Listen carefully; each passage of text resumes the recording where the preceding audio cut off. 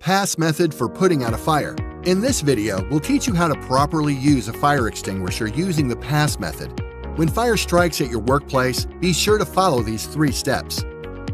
Step 1. Check to make sure the fire extinguisher you have on hand is the correct type of extinguisher to extinguish the type of fire. Type A is used for ordinary combustibles such as wood and paper. Type B extinguishers are used on flammable liquids like gasoline and oil. Type C is for electrical fires, so they can be used on faulty outlets and appliances. Type D is used on flammable metals such as magnesium and titanium.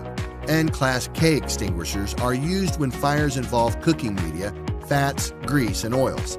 All commercial cooking sites such as restaurants need this extinguisher. If you don't feel you can safely put out the fire, exit the building immediately. Step 2. With the extinguisher in hand, step 6 to 8 feet away from the fire. Step 3. Use the pass method to put out the fire. P. Pull the pin so that you're able to discharge the extinguisher. A. Aim the extinguisher nozzle at the base of the fire.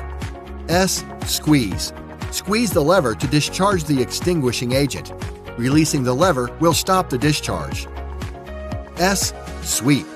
Pointing the extinguisher at the base of the fire, move the extinguisher from left to right or back and forth in a sweeping motion until the fire is out.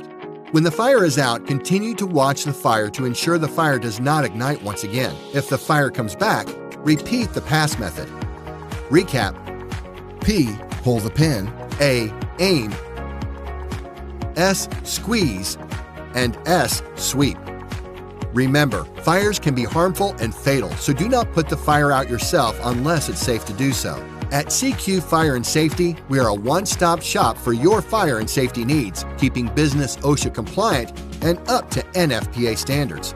For more info, visit www.cqfireandsafety.com.